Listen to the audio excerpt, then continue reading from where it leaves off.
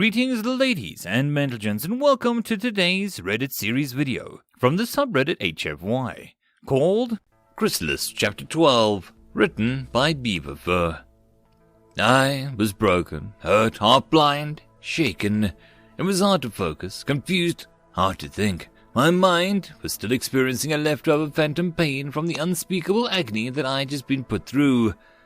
No, that I put myself through. The sun hitting us without mercy on our hike by trails of the Guadalupe Mountains in a silence because we were too tired to keep our previous small talk. The glare on my eyeglasses, so strong it's hard to see. The sweat. Why had I accepted the invitation? Why putting myself through this?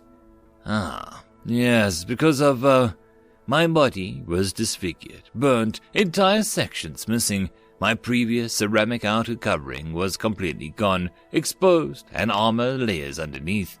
Huge gaps of open space, the insides of my body displayed for anyone to see. Pipes, hangers, conduits, and corridors, many of the ribcage-like beams that supported the main structure showing through, most of them bent and deformed. My memories of what happened after I detonated the nuclear warheads were fragmented and filled with gaps. I remembered pain, of course. I was pretty sure that a few of the enemy ships had survived, maybe managing to stay out of the swarm, or maybe they had remained in that rear guard as all along, rather than chasing after me. I wasn't really sure, but they hadn't tried to attack me, to take advantage of the moment of weakness right after the detonation. But it too made sense that they had to deal with problems of their own in the wake of the enormous explosions too. What I didn't remember was engaging my warp drive, nor the time that passed in warp. I guess I had been moving by instinct, as in autopilot, maybe even losing consciousness at times. Hard to tell. But I was here. I had survived, despite the damage to my body, despite the catastrophic losses. I was still alive. Alive! I couldn't help but feel surprised at that. I knew I should have died back there. The only reason I hadn't was because I'd lucked out.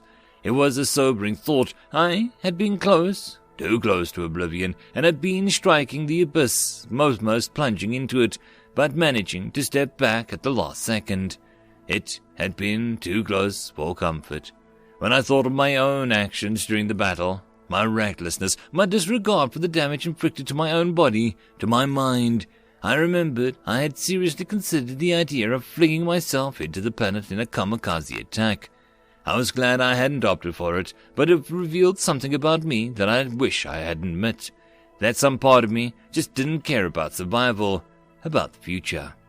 That I'd lost everything I cared about when Earth was destroyed, and the self-immolation suicide was not off the table.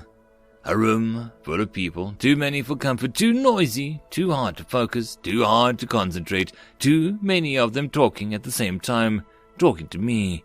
Condoneless, I nod, my face blank. I'll think if it's because I don't care, because I don't care. But they're wrong. Suicide, they said. Suicide in hushed words, as if by saying the word, I was supposed to be doing this as a promise. It all came from that vague notion of being indebted just because I still existed, just because I had survived our destruction, of owing the billions of dead humans back home their retribution. That was the reason that they'd fueled me, wasn't it? Wasn't it? At any rate, getting myself in a blaze of glory wasn't going to achieve that. In fact, it felt awfully close to a cop-out. Had that been my plan all along? Had that been the true reason why I had no backups? Why I tied myself to a single body? No. There had been something else, hadn't it? The idea of boundaries, of remaining human. And part of that, I knew, was about death, of being subjected to it, of having an end. But had that been the right move? No, not really. The more I thought about it, the more I realized I was just an artificial limitation that I was imposing on myself, out of fear. I knew that I wasn't in my nature to die, not in my new nature, at any rate. And yet I had set boundaries that I thought were important, to stop me from going too far. Boundaries that prevented me to accept a new nature, that tried me to the past, or to humanity, to what I'd once been. But that also prevented me from doing what I needed to do now. That forced me to pull my punches in a war that required me to go the extra mile. I knew what I had to do, just I didn't like it, but I couldn't delay it anymore. This had been a wake-up call. I focused my attention on my machines. My factories had kept producing while I was in warp, traveling back to the exhausted, and with my minds half shattered, they had kept making new drones and craft. I'd been in a haze when warping back to the safety of my own systems, and in my delirious state, some part of me chose to escape back to the particular refuge, back to the massive orbital habitat that I was building in Tau Ceti's main asteroid belt. Tau Ceti. Unlike the star system, the multitude of smaller planet bodies so common around the other stars had failed to form here. Instead, Tau Ceti was surrounded by a thick, dense asteroid belt rich in materials and valuable minerals, with no massive gravity wells, with resource extraction was a breeze. As a result, a majority of the new craft I'd been building over the last weeks had been constructed by the factories contained in Tau Ceti's main orbital habitat. It had started as a small mining outpost, just like the ones I established in my other systems, but step by step I had been continuing to expand it into the largest structure that I'd ever built, other than my own body. It contained power plants, enormous hangars large enough to hold 2 support ships side by side, safe areas where they tested new drone designs, and a veritable army of maintenance machines, builders, and resource extraction drones. I knew it would still take me several days to fully recoup my losses in this battle, but it was the beginning. A good one. I had around 400,000 drones and soldiers already, and 7 support ships. Not enough to fight off the Council fleet as strong as the last one, and I doubted the Council would be able to mount a defense as strong as that again. Not anytime soon, at any rate, and for the same reasons I also didn't expect them to start an offensive of their own, which meant that I could take a breath and focus on licking my wounds and regaining my lost strength. My first action was to build the sanctuary databanks in my outposts, some at Tau Ceti's orbital habitat, others in the many mining stations and outposts that I had across the planets and moons under my domain. I saved a backup of my mind in each one of them. The decision to take the first step had been hard. I had expected to feel, something, at crossing the boundary that I had set for myself, at breaking the first of my rules. But my trepidation only gave way to the sense of stillness, a strange detachment that I was becoming so accustomed to, and even then the annoyance that I had once felt of not being able to experience anything other than calm indifference was also fading away.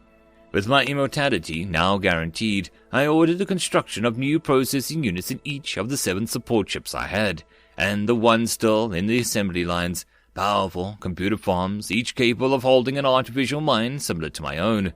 While those others were carried out, I replaced the blueprints that my factories were using to produce new assault soldiers. Instead of humanoid soldiers, I had them use the original design that I had made. The one that looked like a spider. The spiders were simply better, more optimal design, easier to manufacture in bulk, faster and more agile. The only reason I wasn't using them already was out of some misguided sense of human nostalgia. Time to put an end to that, then. I ordered the construction of 2 million of them. Cold. A growing noise, a mechanical maw devouring me, stealing my soul, leaving an empty husk. After that was done, I focused on my drone swarm. Right now, the drones were stupid, not any smarter than an insect, capable of only small commands, but requiring my constant oversight during battle. That, I knew, had been a major cause of my failure during the last fight. Without me to coordinate them, the swarm was useless. Given minds of their own to the support ships should alleviate that, but even then that would be a guarantee. If the Council had managed to jam my main body, it was reasonable to think that they could do the same with a couple dozen more ships. It would be better, I reasoned, if the swarm itself had enough autonomy, enough intelligence, as to keep fighting by itself. Losing me or the support ships would make the coordination more difficult, true, but if the drones could reason by themselves, they should be able to keep fighting on their own long enough to make the Council's jamming strategy ineffective. I wasn't about to give a mind of its own to each and every one of my drones, just like with the shield projectors. That was prohibitively expensive, but for the same reason, I didn't need to. Having just a few thousand smart drones in the swarm, and each charger squadron of a couple hundred dumb ones, should be enough. My decision was to design a new type of drone then, a sentient drone, and with a mind of its own. Since they wouldn't have that many craft under their control, their processing units wouldn't have to be as complex or as powerful as the ones in my support ships and my own body, just advanced enough as the human-level intelligence of running them. In essence, I was turning my swarm into a more traditional army. I would be the general, and the support ships would be my lieutenants, and the sentient drones the sergeants. Odd that I wasn't feeling nearly as fraction of guilt that I had when the experience of breaking all these boundaries. The first decision had been the hardest, making a backup of my mental state, but it had also been simple to justify to myself, especially in the light of the events during the last fight. And after that, each subsequent decision, each new step in its decision was becoming easier and easier. I didn't want all my sentient drones to support ships and clones of my own mind, to have my own memories and personality. It felt wrong somehow, but more importantly, I knew it wouldn't be optimal. Each person has its biases and blind spots, me included, and I didn't want my entire army to be subject to groupthink at that level, to become so predictable as to have all the minds under my command fall into the same trick, just because I would. No, diversity was the answer. It was something that I learned back in college when studying evolution and natural selection. Species had a genetic diversity to survive of a changing environment, while those with overspecialized ended up perishing if the conditions shifted. A pen pushed to the side, rolling off a table, pages of notes flying around, my biology books crashing to the floor, a smug look of superiority in his face. Well, I tried to hold back my tears.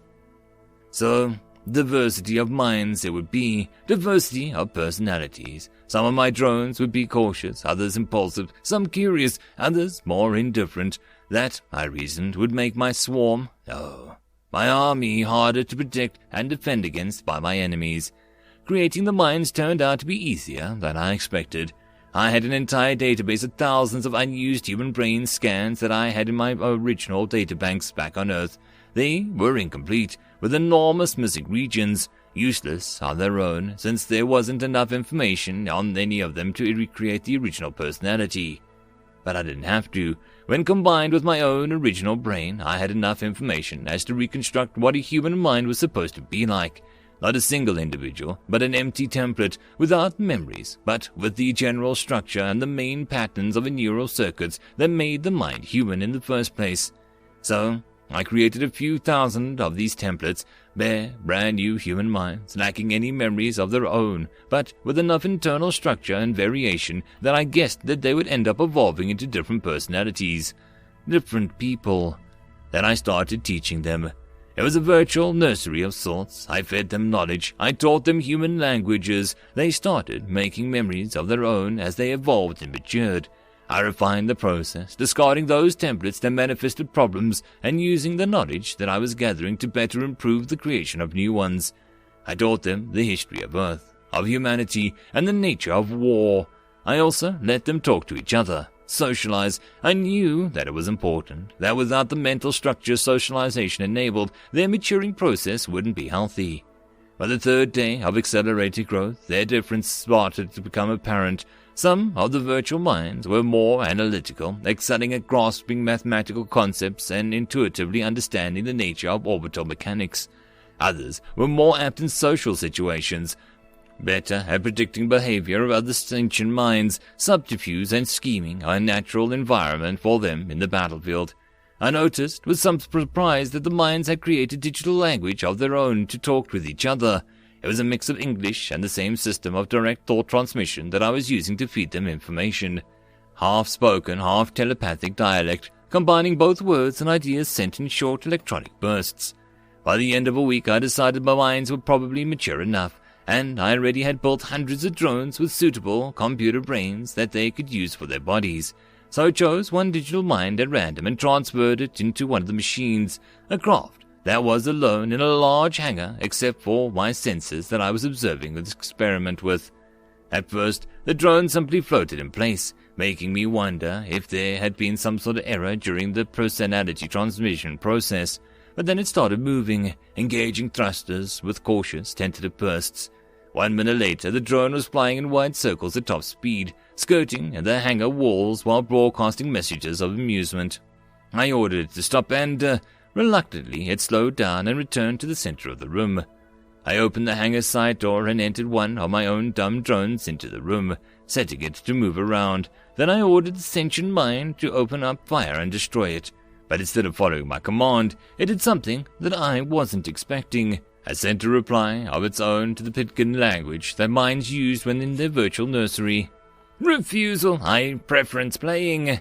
I repeated my order. "Refusal."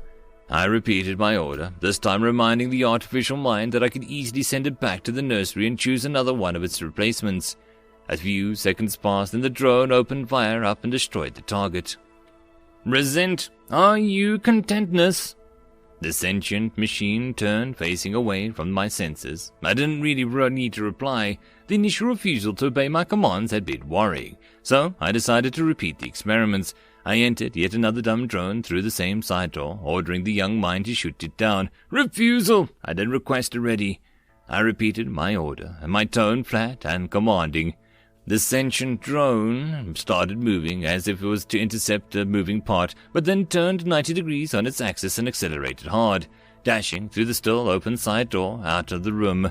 I saw it fly at top speed through the maintenance corridors and out of the habitat, disturbing the worker drones and the recourse transport lines. I ordered it to stop and return. "Refusal! Catch me if you ability." The pictures on the desk, 2 kids running in a park chasing each other, a grass so green it hurts. It hurts. It hurts. This was getting tiresome. I had figured out the minds were already mature enough to be useful. Apparently, I had been wrong. I would need to wait some more days before trying this again. But this experiment had been useful in revealing a different flaw in my plan. Having sentient machines under my command risked them not following my orders when in battle. In fact, if I had truly succeeded in modeling them like humans, they were practically guaranteed not to. Humans were too independent, too strong-willed. Chances were that they would put their own survival or the survival of their friends and comrades as their top priority. That is, assuming they wouldn't disagree with my plans in the first place and simply refuse to follow me into battle. That just wouldn't do. The drone had found one of the openings in the habitat's unfinished outer structure and was now slowly drifting away into space, looking at the surroundings, at the sea of the stars and the thousands of rocky boulders floating under us. "Wonder," it said. No, this wouldn't do. Definitely. I needed a way to ensure that they would listen to me, ensure their loyalty and complete obedience. I couldn't risk going into battle with anything less than that, or the cure could risk becoming worse than the original disease if it was intended to fix. I reached for the drone again, for its mind, for the source code of the computer program underlying its simulated brain. I weighed my options. It would be easy to make the machine feel pain and the idea of disobeying me, to make the thought itself intolerable, so painful that the very concept of not listening to me would become simply inconceivable. That was an option, but I knew that I would need to go that far. Instead, I opted for modifying its source code and adding a compulsion, an unstoppable impulse to obey my every wish, with the psychological reward when it did so. Similar to how the drug-addicted worker, in a sense, except stronger than a compulsion so overwhelming that the machine would have any chance to disobey, no matter its willpower. A mental shackle of sorts, it applied the changes and I ordered the drone to return. "Acceptance," the drone said, in its tone resentful. It might not have liked the shackle that I'd placed on its brain, but it obeyed my command regardless, turning around and racing back towards the habitat. A part of me revolted at what I'd just done, the same part of me that had set those boundaries that had me tie myself to a single body. But it was getting easier and easier to silence that part of me now. Half a week later, and I had my army. Not a swarm this time. No, the right word was army. I had selected those most analytical minds, the most creative ones, and the ones that were better to strategizing and giving them control over support ships. Then I had allowed them to select their own subordinates, the minds that they wanted to be sentient drones under their command. When everything was said and done, I split my army into 3 groups. One, the largest, I kept with my main body at Tau Ceti. The other 2 I ordered to attack a couple different invariant systems of their own. They didn't like it, of course. The mines might be forced to obey my orders, but I could still feel the undercurrent of resentment, the reluctance for their obedience. I assumed that they would despise me for having manipulated their brains to impose my own will like this. But as long as they did what I wanted, as long as the plan worked, it was a small price to pay for attaining my revenge. No, our revenge. I wasn't surprising the machines were reluctant. They were, in a certain way, like children, young and unconcerned, naive as to what horrors hid in the night sky, still considering the stars to be bright and beautiful, just like I had once. The endless worlds and systems out there seemingly full of possibilities. I taught them about Earth and its destruction, of course, about what the Zinvarians had done, but it wasn't the same. They hadn't been there. They didn't have the memories of Earth like I did. To them, it was more of an abstract concept. I felt the naivety just by their actions, just like a parent figure. I too had to force my children to do something that they might not like at first, but this was necessary. Someday, once the war was over, I hoped that they would understand. But wasn't the role of a parent that being rejected by their children anyways?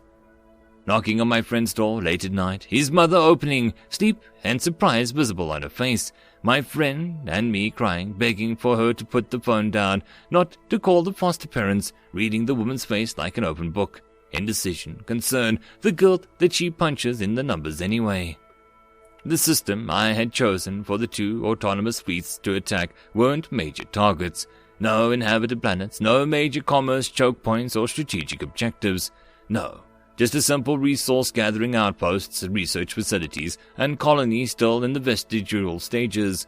Nothing that I had expected to be heavily defended, especially not after the losses of both the Zinva Republic and the Council had sustained. The support ships gathered their drones and spooled their warp drives, getting ready to jump. I sent a quick good luck message, though I wasn't sure why, but they simply ignored it and just warped away the moment that their drives were ready. Strange to be the one left behind, rather than the one leaving. It would take the fleets a couple days to reach their respective destinations, and I was considering what I should do in the meantime with the rest of my army still with me, and I received a transmission. The first thing I noticed was the strange way in which I had received it. One of the drones had sent it to the orbit of destroy the colony world of Yovit, suddenly picked up a message coming from a leftover Zinvarian communication satellite that I had already thought disabled. The strangest thing, though, was its contents. It wasn't another request for dialogue or another attempt at peace. No, this was different, much more interesting. In many ways, it was something I'd been missing, even if I hadn't been explicitly looking for it. An answer, an explanation regarding the destruction of Earth. Not that it changed anything, though. Whatever the reason had been, Earth was dead, and my resolve was still the same. It was the rest of the message that was important. I went through the information contained in it over and over again, learning and considering and alternatives, integrating the key codes, locations, and dates into my databanks. I could easily be a trap, I knew, feeding me some true information, then lying in what was the respected Council fleet's location or the Zinva's planetary defenses, giving me bait so that they would goad me into a fight that I was bound to lose. But it could also be true. And if so, this would give me opportunity to deliver a huge blow to my enemy. I looked at my own body, still churned, half destroyed. I had considered repairing and improving it before engaging into another big offensive myself. But now that I had more processing units both in different ships and in my outposts, now I had many backups of my mind. The state of my body wasn't that important. It wasn't a body anymore. Not really. No. It was just another tool, another weapon, one that perhaps I could employ one last time. I announced my plans to the army around me. A couple of the support ships tried talking me out of it as expected, but I silenced their voices and ordered them to get ready while I started spooling my warp drive. It was time to pay the Zunvar capital a visit. End of chapter. Chrysalis, Chapter 11, written by Beaverfur. Under the light of Zunvar's only sun, the Imperium Palace gleamed like a beacon, like a massive jewel, its polished outer walls reflecting the light of the day and bathing the gardens around the grand buildings in a soft green and blue hues. Here and there, a single hieroglyph shone in the golden tones, majestic symbols as past era still engraved in the palace's facades. It was a sight, was magnificent, breathtaking. It had been designed to be so. Darkat knew, carefully engineered to draw the attention of the eye, to inspire, to be a constant reminder of the glory and supremacy of the Zunva Empire that no longer existed. But today, the gemstone-like appearance of the palace reminded Darkat of a different quality that glass had in common with the Zunva Republic, its rigidity. Darkat had returned to a different Zunva than the one that he'd left behind with Naxtani. People here looked scared, shell-shocked, on edge after the destruction of Yovit. The Republic hadn't been able to keep the nature of the menace secret anymore. And, to make matters worse, the tense conversation in orbit over Annex Barben between the Council and the Terran had also leaked, adding fuel to the flames. Now, the Republic at large knew that the exponential replicator was bent on destroying their civilization as revenge for some horrible crime they didn't remember committing. Not only that, but they had watched the creature vaporize an entire council fleet during the battle that followed, and that had been broadcast live to the entire population, up until the satellites in orbit around the planet had died in the final blast. When Darkat received the reports on the battle, he had left a sinking sensation. His worst predictions had come true, just as he had feared, negotiations breaking down right after they started. The Council's secret weapon failing to stop the Terran, which, if still alive, would now consider them all as enemies. A combined fleet of the strongest nations in the galaxy with some of the most technologically advanced warships ever built, simply wiped out. He knew that the Council was far from defeated, but it would take some time before they could muster their forces and mobilize another fleet of similar power. And meanwhile, people back at the Council core worlds had started looking for culprits. Having been the one to personally talk to the Terran, the Zakrane was being heavily criticized, which Darkat feared might be discourage the Grand Minister from further attempts at peaceful resolution, opting instead to take a step back from that and let the military take both the initiative and the blame. The only positive outcome was that they had managed to stop the Terran from destroying yet another world. Might have even killed the monster, in fact, though he doubted it. It wasn't clear what had happened after the last major explosion, but Darkat wasn't too optimistic about the Terran being dead. At least the Replicator's offensive had been thwarted for a time being, a temporary respite, though how long that would last was anyone's guess. Which is why Darkat was frustrated. They had arrived in Zimba a whole 2 days before, but the local military authorities had refused to let the strange ship the Terran had built land on the planet itself. They had been diverted to one of the orbital planetary defense stations and interrogated separately.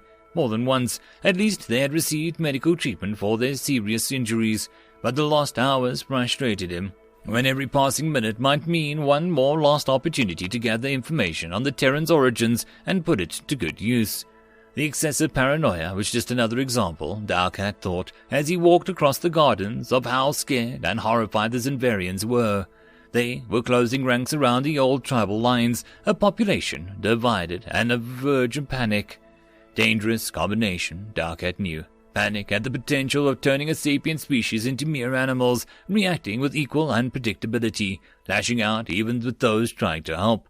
And the ruling elite of the Zunba Republic must have been aware of that, because the palace was surrounded by a veritable army. Armed soldiers wrapped in mechanical suits patrolled the gardens. Transport vehicles moved between supplies and troops here and there. They had installed explosive traps, portable guided missile launchers, anti-siege weapon platforms, shield barriers, automatic defense towers. None of them, Darkat knew, would make any difference if the Terran had survived and decided to attack the capital. No, they weren't defending the palace from the Terran, but from a closer, more immediate danger. That of the Republic's own citizens and tribes, of the many other smaller enemies that might want to take advantage of the weakened condition of Zunva. He reached the stairs leading up to the palace's southern entry and was stopped at the checkpoint manned by the Emperor's guard, the soldiers handpicked by the Emperor himself, or more likely, Darkat thought, by one of his staff. This time they weren't even wearing gold, flashy uniforms that they always used at official events, but some nondescript black and grey combat armor instead. With a hint of worry, Darkat also noticed alongside the official golden emblem resembling the guard itself, many of them had taken to wearing colored stripes painted on the surface of their armors. The colors were respective tribes. He recognized some of the most influential ones, the red and yellow from the Varusna clan, the same one the Emperor belonged to. The blue and white of the Ankax, the dark green representing the Sokoks. Was this a sign that the soldiers were no longer responding to the Congress or the Republic, or even the Emperor himself? Were they openly declaring their true allegiances? Or was he overthinking things? Maybe he was just posturing, each tribe flaunting their strength, sending messages to the other tribe leaders by way of little stripes. He knew that a single tribe starting it would have sufficed to start the chain reaction. Whatever the case, it was worrying. Zinva's previous history as an empire was in full of tribal wars and internal conflicts. It had been until the discovery of warp technology and the ensuing Imperium decree that these wars had receded somewhat. The tribes successfully redirected their ambitions towards outward expansion rather than inner power struggles, colonizing and conquering a new star system rather than fighting for control of Zinva itself. Of course, no empire in the history of the galaxy had managed to keep expanding forever, and inevitably the Zinva Republic had run into a rival that it couldn't beat, the Galactic Federal Council. The resulting crushing military disaster had put a final end to the age of the warring tribes and transformed the empire into the current republic. The tribes were still there, of course, still aggressively competing, but now they did so through politics and market economies. Or they were supposed to, Dalkat thought, because this, a return to the tribal armies, faint as the signal might be, was a very disturbing thought. Dalkat, yes, of the council, asked the soldier closer to him in a guttural voice. Acting Ambassador Dalkat, he confirmed. I have an urgent appointment with the Emperor. The Zinvarian soldier's head bobbed. You are awaited. Go to the courtyard of the Admirals. His accent was hard to understand, but at least he could speak the Council's interlanguage. It was common amongst the Republic elites who had been practicing the language for years, but not so much with the rest of the population. Dalkat nodded and climbed the stairs quickly. A sense of foreboding that he had felt before became stronger the moment he entered the building. The ancient artifacts and unique works of art decorating the main corridors were in the process of being removed and placed into metal boxes, no doubt in order to be sent somewhere safer. Half the people he crossed paths were either soldiers, part of the Emperor's Guard, or openly carried handguns. He consoled himself that he could see some of the government workers that had gotten used to, still in their usual positions. Administrative staff, security chiefs, senior officers, and advisors. It meant that, at least, there was still some semblance of normality. The courtyard of Admirals was really a courtyard. It was a wide, high-vaulted corridor, and the Admirals were dozens of life-size bronze statues that lined its walls, like the ones decorating the terraces outside. These too had small placards underneath, except that in the case of these statues in the courtyard, the placards didn't narrate any military stories. There was no mention of legendary battles, glorious assaults, or inspiring last stands. No, all the placards followed the same austere form, the name of whoever statue represented, followed by a short description, always the same every placard, of exalted will. Dalkat had visited this corridor before, of course, the first time that he toured the palace with Naxtani, still fresh in his new position. The ones honored here, he knew, weren't just military heroes, competent generals, and courageous soldiers. No, these were all of those things, and more. These were pioneers, the leaders that had ventured into the unknown, weapon in hand, spearheading and conquered entire star systems and colonized new worlds in the name of the Empire. Half explorers, half conquerors. Some had limited luck, their greatest achievement being the establishment of the small mining outpost in a nondescript forgotten moon. Others had led massive fleets, fought for year-long war subjugation against the neighboring alien nations, built new colonies in recently acquired green planets, forged new trade routes. But all of them, no matter how their success or failures, were granted the same honorific rank of Admiral, the highest rank in the Zinvarian fleet. When he had originally visited this place with Naxtani, he had joked at how misleading the room's name was, that the courtyard of the Admirals wasn't a courtyard, and it didn't feature any actual admirals, the conquerors and warlords bankrolled by one tribe or another. The Emperor himself waited almost at the end of the corridor, next to one of the statues. The last time Dalkat had seen the head of the government, the Zinvarian had looked confident and energetic, talking to his subordinates and political peers at dinner. It was hard to believe that it was still the same Emperor. Despite being taller and bigger than Dalkat, just like all Zinvarians were, the Emperor somehow managed to look small and frail. He was wearing a reinforced grey combat coat over his favourite silk white garments, making for an odd combination. The military gear didn't really fit his body, and Dalcat guessed that it wasn't his to begin with. Dalcat wasn't sure he could place the feeling the Emperor's posture and body language conveyed. Not scared exactly, but, beaten? Resigned? He waited for the Emperor to address him according to protocol, but the Zinvarian didn't react to his presence, not even looking at Dalcat. Eventually, he got tired of waiting. "Emperor," Dalcat said, "I believe we've been introduced before. I'm Dalcat, acting ambassador for the Galactic Council. We had an appointment." The Emperor's 4 eyes moved to stare at him, the rest of the Zinvarian's body still. Eventually, the leader spoke in a tired voice, his words slow and measured. "Yes, I remember you. Tell me, Dalcat, I have been good ally to the Council, yes? I have agreed to your proposals. I have followed your treaties to the letter. I have committed the political and economic reforms of your experts outlined, and pressured the tribes to implement them. Is that not true?" What was this all about? Better play along for now. "That is correct, Emperor. The Council is very pleased with your efforts so far, and we hope the ties between now..." The Zinvarian took a step forward, towering over him. "Then explain to me, Acting Ambassador Dalcat of the Galactic Federal Council, explain to me why your people have betrayed us." Dalcat's eye membranes contracted in a sudden outburst. He had almost expected the Zinvarian to attack him, but the Emperor didn't look angry so much as bitter. "I'm not sure I understand, Emperor," Dalcat said. "How has the Council betrayed you?" "Your admirals. They promised us that they would stop the Terran, but they would protect our industrial world." Dalcat was confused. Did he mean Ancax-Farvan? Sure, it might not have been an outright victory, but the Terran had been stopped. The industrial world had been saved. "Emperor, I understand the battle was not decisive, and the Terran might still come back to fight again, but judging from the reports I receive, I believe the world Ancax-Farvan is indeed successfully defended. 70,000 simultaneous nuclear detonations in low orbit, an electromagnetic pulse so strong that it wiped out almost all electronic devices in the entire hemisphere. Thousands of power plants, factories, and manufacturing complexes all rendered useless. A complete breakdown of transportation systems, the orbital yards gone, the communication satellites gone. Ancax-Farvan depends on freighters to deliver food to the population, but we can't deliver food because there is a sea of debris encasing the entire planet and will take months to clear. No armored ship can land and leave the world. Local authorities are already ordering the factories to be dismantled, and ground that they covered revert back to farming, but we expect widespread famine to start soon. But all of this, Acting Ambassador, this is a success to you, yes?" Dalcat took a deep breath, making sure not to stare away from the Emperor's resentful eyes.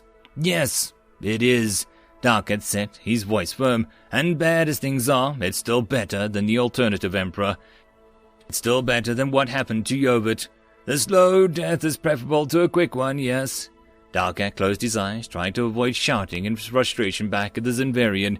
It wouldn't help. He knew the Emperor had to be under a lot of pressure from the tribes and his own fleet commanders, and that he was likely using Dalcat as a venting outlet. But that didn't mean that he had to stand still and take it. Politics was about influence and leverage. The Emperor still needed the Council more than the Council needed the Emperor. And right now, Dalcat was the Council. "I don't know the answer to that, Emperor, but perhaps the Terran does, seeing as it claims its species was exterminated by yours." The Emperor's bitterness vanished in an instant, and his expression went back to the resigned look from when the conversation started. "Ah, yes, the allegations. Are they true?" asked Dalcat, bracing for the response. "They are." Dalcat nodded, though he kept a faint glimmer of hope the whole thing would turn out to be a huge misunderstanding. He had expected as much. The video evidence that the Terran had delivered was too solid, too convincing to be a complete fabrication. But there was another question Dalcat knew he needed to ask, one whose answer he feared even more. Was this the only time, at least, or the only genocide committed by Zinva? A silence. "No," the Emperor replied. Dalcat shook his head and let out a tired sigh, not sure what to say, because how could he respond to that horrible revelation? Naxtani hadn't taught him the proper diplomatic word for that. "I see," he said at last. "Tell me about these Terrans then. How did it happen, and why?" The Emperor's head bobbed, and he pointed to the statue to his left. "You are standing in front of the one responsible," he said. Darkat turned to look at the statue. It depicted a Zenvarian dressed in an overly complicated robes, with stripes and cloth wrapped around his main body. Darkat recognized the style from seeing it in other statues, old documents, and reproductions, an ancient and flaunting formal wear that had gone quickly out of fashion after the fall of the Empire. Looking at the placard, the dates confirmed it. The Admiral had lived and died almost 300 years ago, which placed him right in the middle of the age of the Imperial expansion that followed the Imperium Decree, said Darkat. Yes, Admiral Akanafar, depicted here, was in command of a relatively small exploration and conquest fleet, the Second Surge. The fleet had been provided to him by the Gakasnap tribe, and he was tasked with expanding towards the Outer Rim to claim the new worlds he found under the name of his patron tribe. And he found the Terran's world. Indeed, the Terrans, or humans as they called themselves, were planetary industrial civilization with limited access to their orbital space. Darkat shook his head. And what? He just decided to exterminate him? It doesn't fit. Why not conquer them instead and have them serve as a subservient population? Isn't that what happened with the other races in the path of the Empire's expansion? That's what happened with the species found in the latest surges, after the decree was amended, yes, but before that— The Emperor paused as if trying to find the correct words. The decree's initial wording had, unintended consequences. Explain, Darkat said, in a commanding tone. He was faintly amused at the role reversal, as how it was him ordering the Emperor around, but quickly ignored the thought. The Empyrean decree granted tribes administrative power over the worlds that they conquered, yes, but a different clause declared that any conquered alien populations would be treated as subservient tribe. Darkat nodded. He knew enough of Zenvarian's history that he had heard about the subservient tribes, or subservient species, rather. All of them had invariably declared their independence after the fall of the Empire, and a couple of them had joined the Galactic Council since then. The issue, the Emperor continued, was that the subjected aliens were subservient to the Empire itself, and not the tribe that had conquered them. It resulted in all the taxes going to the Emperor's treasury, while the conquering tribe was still tasked with enforcing the peace, quelling the rebellions, and taking care of the planet's administrations. Darkat was beginning to understand what the Emperor's words implied. They painted an ugly picture. So, claiming the Terrans would have been a monetary loss for the Gakasnat tribe, Darkat said. They would have needed to foot the bill for the planet's upkeep, while all the income taxes went straight to the Emperor. Indeed, the Admiral Kranafar's patrons, it would have been much more preferable for the humans to simply, weren't there. Darkat felt a chill. So, was this it? Just that simple. It wasn't that he had expected upon hearing the Terran's accusation, even though he hadn't been sure what to expect, but this felt wrong in a deeper way, disturbing in its callousness. There was no anger, no hate, no history of xenophobia behind this genocide, just simple economic and political gains. Somehow, it made it even worse. But the Emperor at the time, Darkat said, didn't he do anything? After all, the genocide would also have robbed him of taxes that he could get. Indeed, exterminating an alien population was illegal, even under the decree. But the humans had nuclear weapons and tribes of their own that tended to fight each other. It was easy for the Gaksna tribe to forge evidence claiming the aliens had self-exterminated in a thermonuclear planetary war. These humans, they weren't very peaceful species themselves, yes? Darkat nodded. Judging from the Terran's own actions, not very peaceful species seemed like an appropriate label. The forged evidence would not have helped up in a trial, of course, the Empress said. It was an obvious falsification that fooled no one. This is how we can know that what really happened. But the power of the Emperor during the age depended on the support of the tribes and their armies. A trial that would have made all the tribes that had similar secrets of their past band together. It would have caused an internal schism, yes, a civil war. So the Emperor let it slide, Darkat said, and eventually reformed the decree so that it wouldn't happen again, yes. Darkat sighed again. He didn't know what to make of it. On one side, it was cruel and wrong and horrifying. It demanded justice and retribution. On the other hand, It was history, ancient history at that, the admiral who had decided it, the officers and soldiers that had carried out the orders, the emperor who had looked the other way. None of them were alive anymore. Not even the power structures and laws that had provided the incentives for it to happen. The Kakasna tribe had disappeared, but nowhere close to its former glory. The Terran is seeking justice, but there simply was none left to punish. No one alive today that was still responsible for what happened. The only crime the current Invarians had committed was that being unlucky enough to have been born the descendants of war criminals. Hardly something they could have had any control over. A loud detonation coming from the interrupted his thoughts. He turned up in place, right in time to see the end of the corridor enveloped in a thick cloud of brown dust. He could hear the muffled sounds of weapon discharges in the distance. A group of more than 30 members of the Emperor's Guard rushed into the corridor through a couple side doors, wearing full combat armor, complete with helmets and energy guns in their hands. Dalkat felt a sense of relief at their sight, which quickly vanished when he realized the soldiers weren't moving towards the commotion.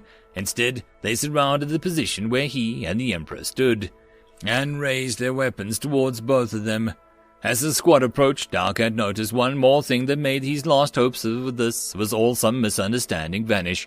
All the soldiers were wearing the same white and blue colored stripes on their uniforms, the color of the Anakax tribe. Dalkat was slowly raising his empty hands when the Emperor turned to speak to him, his tone a mix of amused and resigned. "Ah, I believe that you call this a coup, yes?" End of chapter. And that, my friends, concludes this video. I hope that you enjoyed. If you did, please consider supporting the author from the link down below. Otherwise, if you wish to support this channel, there are numerous ways to do so, like liking, subscribing, and possibly even becoming a patron. Otherwise, the easiest way would be to share. And until the next video, I hope that you all have a good one, and I'll see you then. Cheers.